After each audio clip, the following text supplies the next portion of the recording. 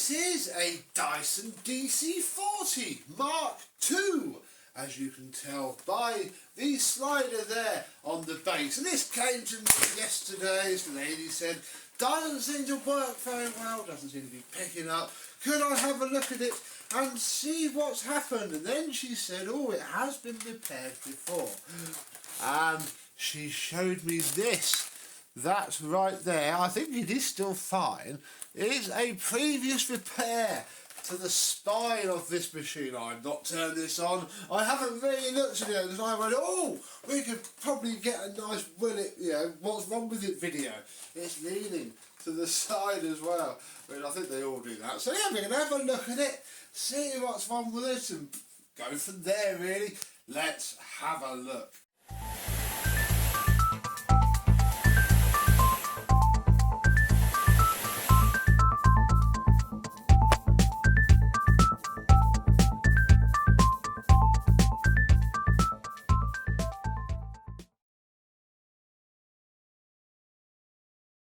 Yes, hello, my vacuum cleaner chums. How are you today? Plus, the other reason I thought we'd do a video on this is obviously you could quite realistically have just picked this up from Facebook Marketplace for £5, or bought it home from the car boot sale, or yours could be not working properly and you want to know how to fix it, or you're just like Dyson's. Hi to all of you. The first thing we're going to do really is plug it in and see what we think is going on with our, I would call us somewhat experts, wouldn't you? We know a thing or two.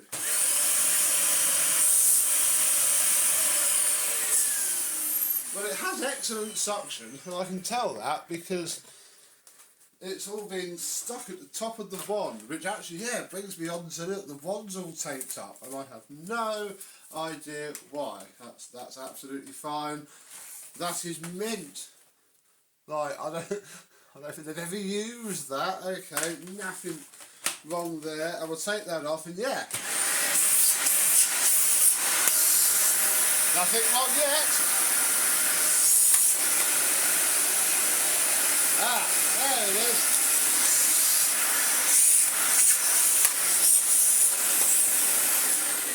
The changeover valve is not changing over, which has got... I've had a niggly feeling about that ever since I saw it, yeah? The changeover valve is not working. So let's work out what the heck is going on. And the first thing to do is to take off the post-motor filter cover so that we can more easily see what is going on. And you still can't see much, but you can have a look at the internal hose which sits here, and there, you can't see it. There, look, you know what a DC40 internal hose looks like, and it seems fine, bar the... oh... bar the fact that whoever's done that has glued the rubber, the rubber seal onto there. Right, that's funny, isn't it? I wonder if it's just going to be as simple as... oh, it's best to place you so that you can see. There we go. Yeah, they inadvertently, when they've epoxied the chassis together, oh my gosh, there's a lot of glue down here. There it goes. Ooh. Do you know, yeah, you could see there, look at... but it moves now. What the heck is that?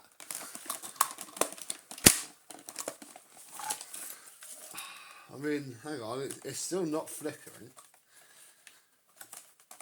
It won't. Oh, it doesn't sit flush now. What the heck? You shouldn't be able to see anything through that gap. It should sit pretty much exactly there. And I'm going to see if I can clean some of this up, maybe without getting rid of it completely, and see if I can improve upon that. And by unsticking the changeover valve, oh dear, we have then taken every single bit of structural integrity out of this brake. If I can get it close enough to focus, you'll see that whatever they've used has not really penetrated anything. They just stuck it together. Wow, I was expecting that. Trap my hand in there. They just stuck it together using the changeover valve as the glue. So yeah, it's broken, that's why. And I am now actually making some dinner, and I'm going to wait. I have messaged the lady, because of course I happen to have a perfectly fine Dyson DC40 chassis here in the shed, and I could fit it for her. So I've asked her their opinion. I've given her a price, and I'm now going to go have some tea, and we'll come back in the next scene when I have an answer, whenever that may be, and whatever the answer may be too. And here we are, a couple of days later. Now this has turned into a job, which it sort of had to, otherwise this machine would be scrapped. So for £5 I received this today, very nice and clean. I'm certainly not going to do anything with it. We even have a little bit of the changeover valve fitted, which is fantastic. So yeah, we have to change it out on the machine. It couldn't really be any more difficult than it is. What I'm just doing off camera is taking the wand out, taking the bin off. We shall take the floor head off, because we need to get everything off on this one. Floor head off and over there, and we're going to release the hose so it's not, bit me, so it's not in the way. Right, you go over there. We should be able to leave all of this in place. Next is that clog? Ooh. Next we take our needle nose pliers, take the cap off and take off the screw which holds this side of the ball off. One. And then this side is just the filter cover and the filter. Marvellous. Then we take our, what are we, T15 Torx bits and undo the 4 screws that hold on the post motor filter cover, like so. Try and keep them all together out of the way. Then we flip it over, and actually we'll go for the 2 screws that are holding the entire slide mechanism on this top cover. Come on, try to do this quick. You go there, and then that separates this bit from there. Then over this side we'll take the 2 screws out of our half moon clamp type affair. They always just do this, look. You have to go to more effort than you should just to get a simple screw out. Oh, how dare you. Next, should have done this first, unclip the red, ow. Oh, it's going to be very difficult now. There we go. Unclip the red hose, do that first. Then, oh no, we should have done this first. Oh, I forgot about these, and now it's all come too much apart. Hang on, I've got to fiddle this back together, because it does have to stand up, because there's 3 screws here, look, which hold the entire thing together. Definitely want those out, otherwise we can't then do this. And unclip it.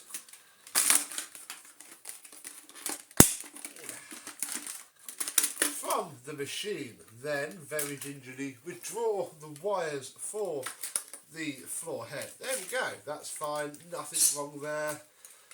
That is intact. Our screw holding this on is good. We can move on and slide off our PCB cover. Literally, everything has to come off. Couldn't be a more involved job if it tried. Right, that's actually the wrong screw. We just want to do the 3 PCB cover screws now. One there, and then one around here, look, under there. Marvellous. There is the screw. Right, our PCB is not covered in fluff, that is handy. We can move on. The next thing that we can do is unplug everything on our PCB. Some of the wires unplug from the board, some of them unplug from themselves. Make sure you have a nice detailed photograph of this to put them back together afterwards, because it's what I always do. It then takes all the need for any thought out of the whole thing. You can just merrily unplug the wires without a care in the world and then worry about it later when it's all done back up again. Marvellous. Then there is one little tiny screw, well, not deep in the PCB, but in there, and you have to be a bit careful because obviously there's a massive capacitor just there, and I've never had one go pop, but equally I've always been quite careful to not short anything out. So you should be okay. And there we go. Obviously if your PCB has a problem, you need to change it. This is, where are we? Yeah, the part number for the ERP version only is there. But they are different. Of course they're different. Oh, then we have to push all the fiddly little wires through the PCB housing. This is incredibly frustratingly difficult, but we'll do that sort of as we take the next bit apart. We then have to be careful of our loom wire, push that through there, pull it out from around there, and then it to that. You know what, no, we definitely got to move the motor wires in a minute. We might be okay leaving these, because obviously they don't really go anywhere near this, they sit on top of it. I might try something else, folks. We might go straight for the side suction duct with its 4 screws on this side.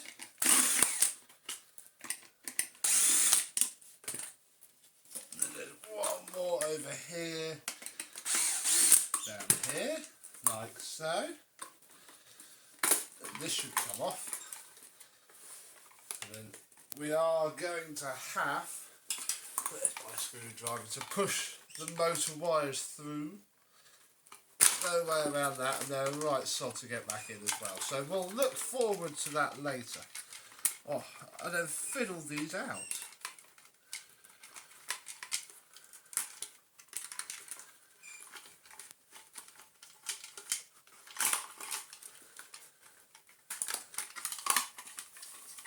Then hopefully all of that can just sit there like so. Right, where should we go from here?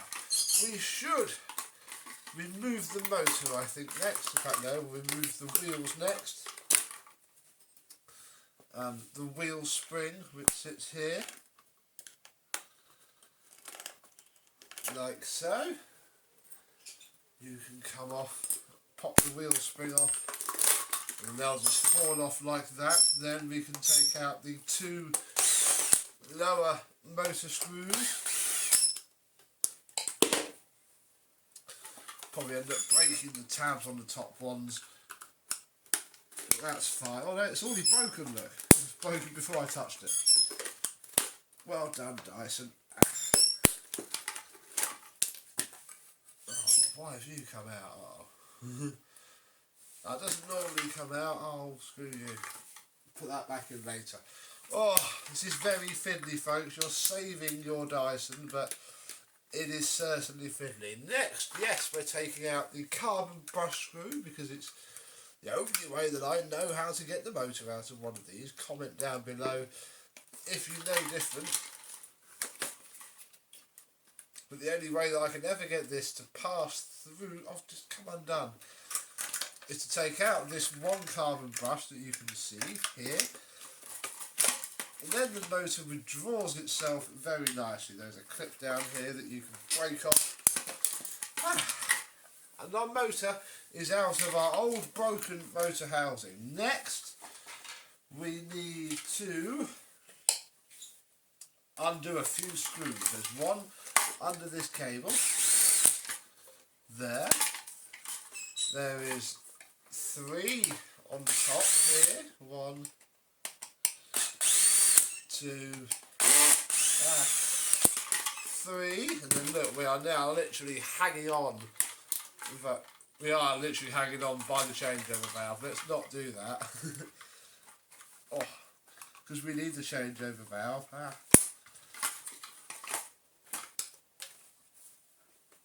We need you, don't break. Let's take off this little bracket here is what's holding it all on now.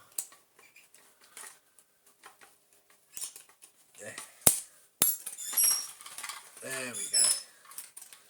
Now she's a bit freer. Oh, but we do have to remove. It has two sort of hooked clips to get to our last screw. Holding our spine on. This bit is fine. This is the broken bit. Look. Oof. Final task is to undo. We don't actually need to remove much here, because we have some of these parts on our new part. What do we need? We can leave this screw. We've got to come over here and undo the two changeover valve hose screws. One there, and then there is one this side here. Oh goodness, yes, this is even more broken than I thought. We'll have a look in a minute. Let's not worry about that right now, because we've got. Oh, there we go. That's how broken that was. I've never known that before. There's our big bracket for our hose sat down here, and then I'm sort of hoping that this whole lot is just going to slide out like so. And this is our broken, old, unwanted changeover motor housing. This is the changeover valve. It needs to go back into here, look, and hopefully we can just drop it straight in like so. So it's completely failing to get the bracket that exists into place. Oh, because it's got its screw on. Got to line it up into the holes. So you start by slotting the changeover valve in, and then by manipulating the brackets around. It's very fiddly, especially when the springs are on. I normally do this before they go in, and I would watch other videos on how to do that more than this, but there we go. Look, when it's in and it goes through all of its holes, it should start to flick backwards and forwards very nicely indeed. I've just seen a big bit of epoxy on there. There we go, got that off. Marvellous. So, I've also got that off. Also pulled the entire thing out. Oh my goodness. There we go, should have done that first. So our changeover valve hose is luckily intact, thankfully. Let's get this back together. I'm going to fast forward this, we'll get it back in and we'll get it working again, and that should be our repair.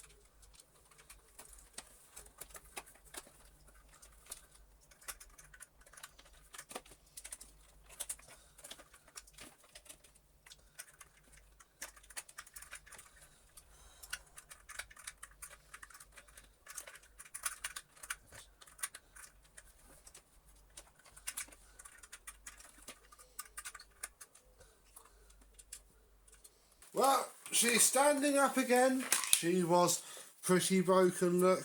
Broken from there to there. They'll never glue. Well, not unless you go to all the effort of taking everything out.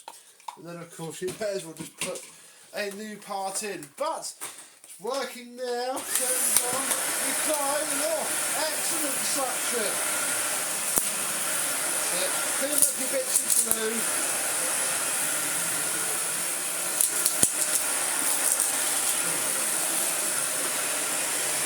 Very nice.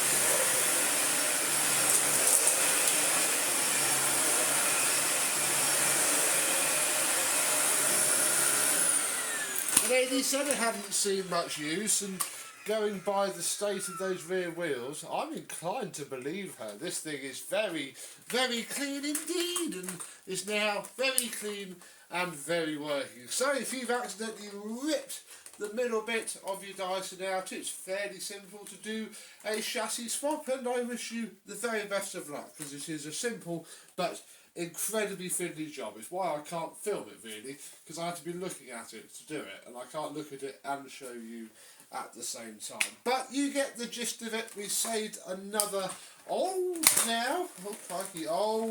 corded upright vacuum cleaner. Hey ho, plenty more to go, so thank you very much for watching. I hope you have enjoyed, and I and some other broken Dyson will see you soon. Bye bye.